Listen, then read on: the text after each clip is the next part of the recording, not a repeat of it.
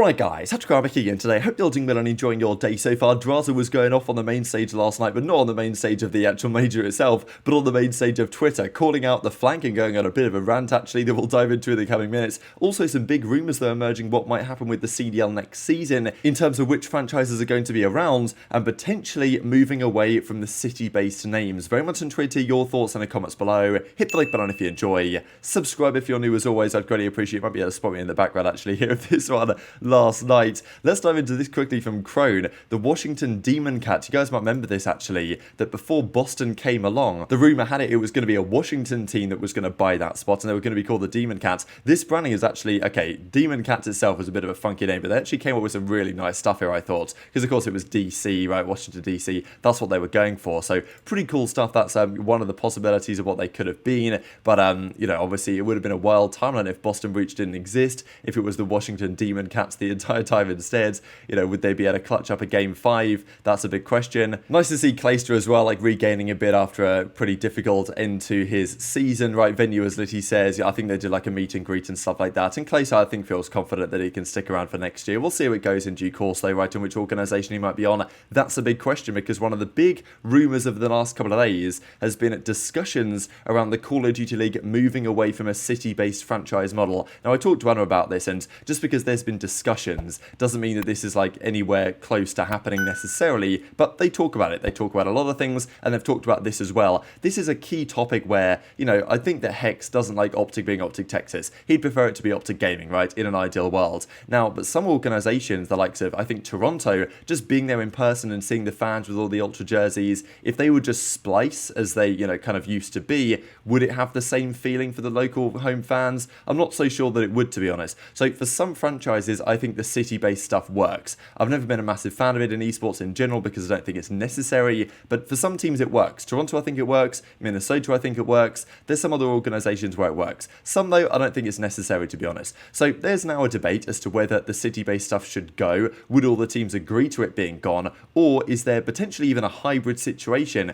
Is there a world in which we could have a Toronto team, but also just have OpTic Gaming? Like, does that feel weird? Is that, like, okay? I don't know what you guys think about that in the comments below, but it's pretty interesting that, you know, he did an interview with the Rotation. I believe he went on the Flank or maybe JoeDeceives stream just to discuss this. Earlier on, I believe, potentially on the Saturday show that they did there in the morning, and no, Jacob L says, look, in this scenario, the franchise model stays, so the buy-in fee remains. Now, whether they lower the buy-in fee to try and make it more attainable for other investors, you know, these are all the debates that are circulating around. But what do you guys think about the possibility of moving away from city-based stuff? Because it might well mean that we have way more changes to the team names next season than we might otherwise see. For example, Thieves. Okay, LA, right, there's some relations there, LA Thieves, but, you know, would they prefer to be 100 Thieves if they could? I'm sure that they would, right? And I'm sure that ideally they would have done exactly that if it was allowed at the time. And we saw over time, I mean, even FaZe, they had a loophole year 1 where they could be FaZe, whereas other teams, you know, went away from Envy, went away from OpTic and all this stuff because they didn't realise this loophole was possible. Now we see other teams trying to do the same thing. OpTic became OpTic again. We see Heretics trying to get in and do the same thing potentially with Miami. So,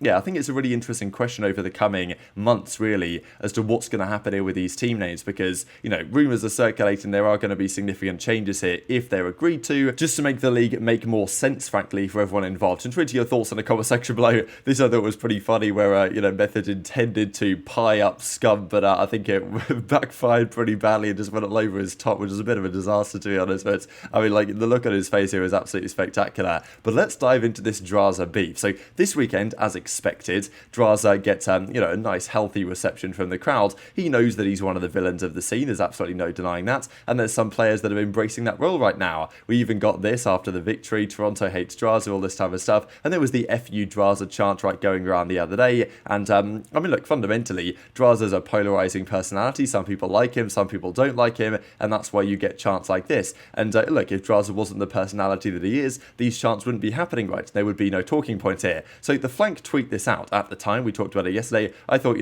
all in good jest, it's just a bit of content, right? There's nothing particularly too deep about it, at least in my opinion, but clearly Drazah and co felt differently about this and felt like if this had been, let's say, an FU Cellium chance, which might not exist really because Cellium isn't quite the personality that would rile up that type of reaction, but if that did exist, would they tweet about it? Probably yes, maybe no, who knows? So Keeks, of course, who's the girlfriend of Drazah, says the following: let's tweet this chant out because it's so loud. What a great tweet out of the flank. And I know that people were joking around about this, like, oh, she doesn't like it because it's so loud, so, people can't hear her screaming, oh, he's on the bomb and all this stuff, like, it was a big talking point at the end of last season. But, so as Josh says from 100 Thieves, a lot of 100 Thieves guys coming to the defense here of Drazah, you can't take this seriously because the same kids who chant are the same ones begging for photos and autographs outside the venue. And then Keeks goes on to say, I think it's funny how the flank tweeted that, of course, somewhat associated with FaZe, so there's, some connection there potentially given the rivalry that there is with Drazah, but Homer will come up to us after we win again and be like, my show is just a show, I don't mean anything by it.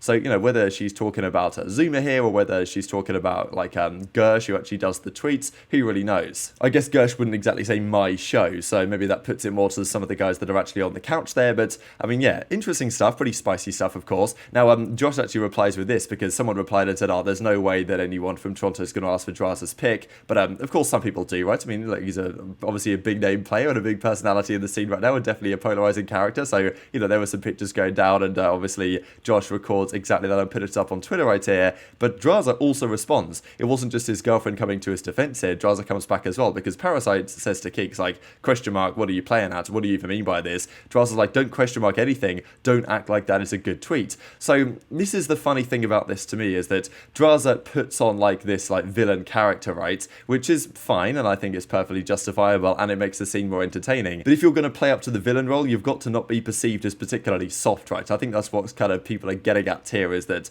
Drazah, by responding in the way that he has to this, feels like he's coming across like a little bit butthurt about this whole thing, which isn't necessarily what a classic villain would do. Like, I don't think Aches back in his prime would be tweeting stuff like this, but do tweet your thoughts in the comments. So 100T, like Raw the Monsters or one of their designers says, honestly, I don't care less about the post, but if it had been about FaZe, would it have been posted? So, it's an interesting question. But as Parasite then goes on to say, bro, it's literally a crowd reaction. We happen to be near the crowd, so it's easy to capture them. The crowd was hella loud. No one's pushing an agenda here or anything. It isn't that deep. And Drazah says, for sure, as in like, yeah, it is that deep, bro. I'm not happy with your response to this one. And then Parasite comes back with a double question mark. So Native Keeks comes out again. Anything for clout, I guess. They need it since they don't play and are watching, which I don't really understand this whole mindset of like, oh, if you're not a player, then you're completely irrelevant. But, maybe I'm biased on that one. I don't necessarily think these multi-event winners and world champions in Parasite and Aches, and obviously, Zoom as well, multi-event winner at the very least, need the extra clout. They have enough clout as it is. People watch their show.